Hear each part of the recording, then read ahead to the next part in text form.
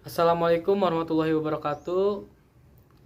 Bapak, teman-teman yang lain yang berbahagia, mari kita panjatkan puji dan syukur kepada Allah Subhanahu wa taala karena telah memberikan rahmat, kesehatan dan keselamatan sehingga kita dapat berkumpul di MK kali ini. Adapun topik yang kita bahas kali ini adalah peradaban Islam pada masa Bani Abbasiyah.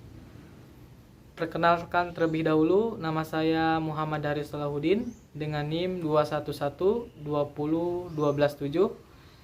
yang bertugas sebagai moderator. Pada kali ini saya akan membimbing jalannya diskusi. Adapun kelompok kami yang beranggotakan 4 orang, yaitu Muhammad Sultan Ragil Muzakkar dengan NIM 211201318 dan Muhammad Syahbastia Pratama dengan NIM 211201224 dan Muhammad Ivan Fadilah 211201318. Baik teman-teman, langsung saja kita mulai ke sesi pertama. Ke sesi pertama yaitu pembukaan. Marilah kita ucapkan basmalah. Selanjutnya adalah penyampaian dan penyajian materi. Saya persilahkan untuk kepada Sultan Ragil Muzakkar untuk menyampaikan materi pertama, yaitu perkembangan Islam pada masa Daulah Abbasiyah. Assalamualaikum warahmatullahi wabarakatuh. Perkenalkan, nama saya Sultan Ragil Muzakkar dengan nomor induk mahasiswa 211120121. Baiklah, saya sebagai pemateri pertama yang akan menjelaskan tentang pembahasan peradaban Islam pada masa Bani Abbasiyah. Masa pemerintahan Daulah Abbasiyah, khususnya pada masa kekhalifahan Harun al-Rasyid serta putranya Al-Makmum, adalah masa keemasan ilmu pengetahuan dan kebudayaan dalam dunia Islam pada saat itu. Pada masa ini pula, umat Islam telah memberikan kebebasan bagi berperangnya akal dan pikiran untuk kemajuan manusia pada saat itu. Pada masa kekhalifahan ini pula, hasil pemikiran manusia dan para ahli ilmu dari berbagai bangsa di dunia yang saat itu berkembang saling melengkapi dan menambah kemajuan ilmu pengetahuan dalam dunia Islam. Di samping banyak yang bermunculan karya-karya ilmuwan Muslim, banyak juga karya-karya lain seperti bahasa-bahasa asing yang diterjemahkan ke dalam bahasa Arab. Contohnya seperti bahasa Yunani. Pada saat itu juga pemerintahan pun sangat berantisipasi untuk mengeluarkan dana yang sangat besar dalam upaya sistem penerjemahan tersebut. Selanjutnya adalah tempat-tempat belajar seperti perpustakaan yang dibangun oleh umat Islam juga banyak dikunjungi oleh masyarakat Eropa dari berbagai agama, suku bangsa maupun kalangan yang lainnya. Mereka membaca buku-buku tentang Islam dalam bahasa Arab yang bertujuan untuk menambah ilmu pengetahuan masyarakat Eropa tersendiri. Selain itu, masyarakat Eropa juga banyak belajar dari umat Islam. Maka sebab tertariknya masyarakat Eropa untuk lebih jauh mempelajari Islam. Dan banyak juga dari bangsa Eropa atau dari masyarakat Eropa yang memeluk agama Islam. Dari kegiatan-kegiatan belajar tersebut dan perkembangan ilmu pengetahuan inilah kemudian muncul ilmu-ilmuwan Islam yang terkenal dalam berbagai bidang. Ilmu-ilmu yang berkembang sangatlah pesat pada masa itu, antara lain adalah agama, sastra, filsafat, fikih, tafsir, dan juga hadis. Yaitu tempat-tempat yang dijadikan tempat belajar atau tempat menuntut ilmu di daerah pada masa tersebut, seperti kutab. Kutab yaitu tempat belajar untuk tingkat pendidikan rendah dan menengah. Yang kedua ada masjid, yaitu yang biasa dipakai belajar untuk tingkat pendidikan yang lebih tinggi. Yang ketiga Darul Hikmah. Darul Hikmah didirikan oleh Khalifahan Al-Makmum atau anak putranya daripada Harun al-Rasyid. Darul Hikmah adalah perpustakaan terbesar pada masa Bani Abbasiyah. Yang keempat, Majelis Muhadharah, yaitu majelis tempat bertemunya para ulama, sarjana, ahli fikih untuk membahas masalah-masalah ilmiah dan ilmu yang lainnya. Yang kelima ada madrasah, pertama kali didirikan oleh Perdana Menteri Nidhamul Muluk yang memerintah pada tahun 456 sampai 485 Hijriah. Madrasah tersebut didirikan di kota Baghdad, Basrah, Muro, Tabaristan, Naisabur, Hara, Isfahan, dan kota-kota lainnya. Madrasah-madrasah yang didirikan mulai dari tingkat dasar, menengah, dan perguruan tinggi seperti yang ada pada saat ini. Selanjutnya ada kegiatan menerjemah.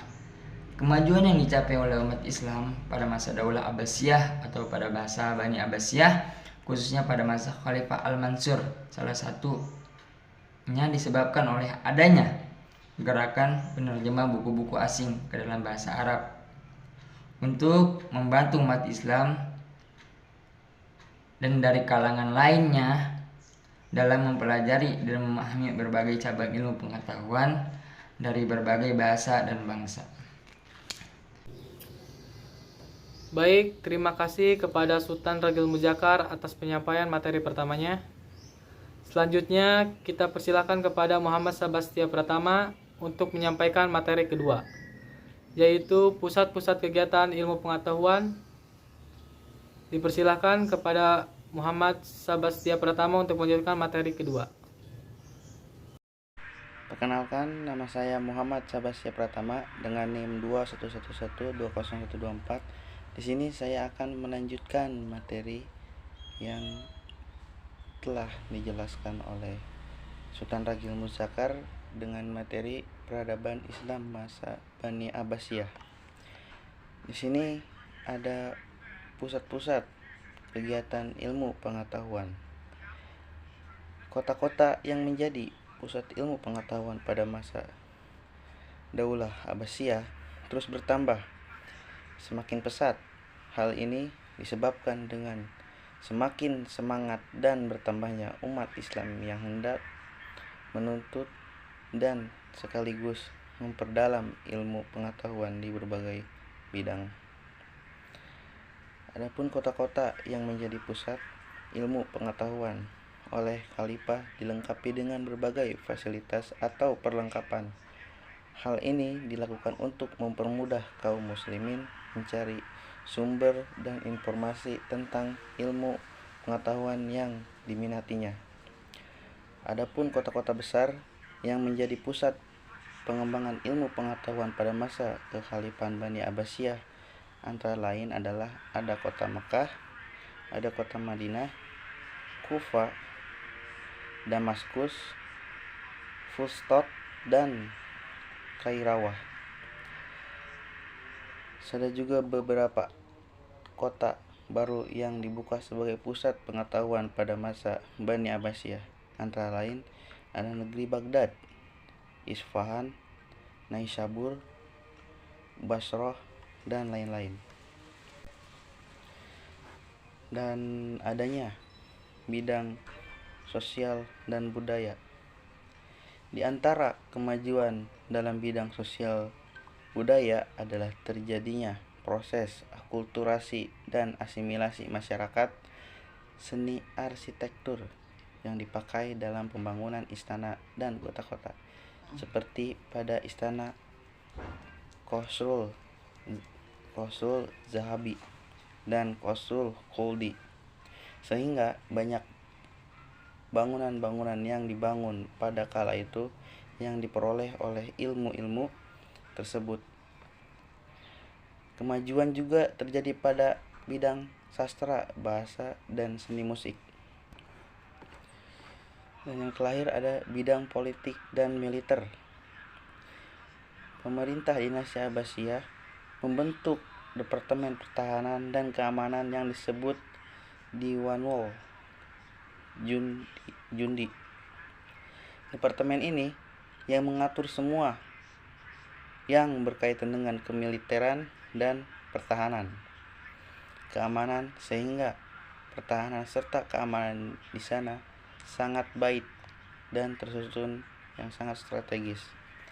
Pembentukan lembaga ini didasari atas kenyataan politik militer bahwa pemerintah dinasti Abbasiyah banyak terjadi pemberontakan, dan bahkan beberapa wilayah berusaha memisahkan diri dari pemerintahan dinasti Abbasiyah.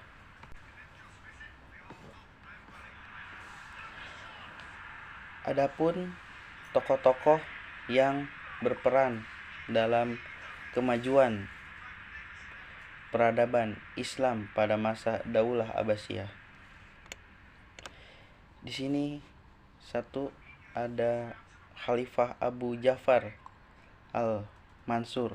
Abu Ja'far Al-Mansur adalah putra Muhammad bin Ali bin Abdullah bin Abbas bin Abdul Muthalib.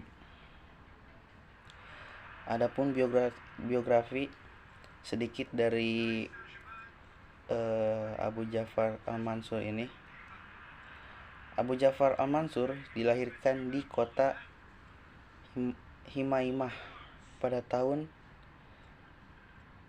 101 Hijriah. Ibunya bernama Salamah, mantan seorang hamba sahaya. Abu Ja'far Al-Mansur bersaudara dengan Ibrahim bin Muhammad dan Abdul Abbas bin Muhammad. 3 orang bersaudara inilah yang dianggap sebagai pendiri Daulah Abbasiyah. Terjadi hanya 2 orang yang menjadi khalifah, yaitu Abul Abbas dan Abu Ja'far Al-Mansur, sedangkan Ibrahim meninggal pada saat berperang melawan bin Muhammad, yaitu Khalifah bin Umayyah. Yang kedua ada masa kekhalifahan Harun Ar-Rasyid. Harun Ar-Rasyid adalah khalifah kelima dari kekhalifahan Abbasiyah dan memerintah antara tahun 786 Masehi hingga 803 Masehi. Ayahnya bernama Muhammad Al-Mahdi dan kakaknya bernama Musa Al-Hadi. Musa Al-Hadi adalah khalifah yang ketiga di Daulah Abbasiyah. Era pemerintahan Harun yang dilanjutkan oleh Makmum Ar-Rasyid dikenal sebagai masa kemasan Islam atau bisa disebut dengan The Golden Age of Islam, di mana saat itu Baghdad menjadi salah satu pusat ilmu pengetahuan.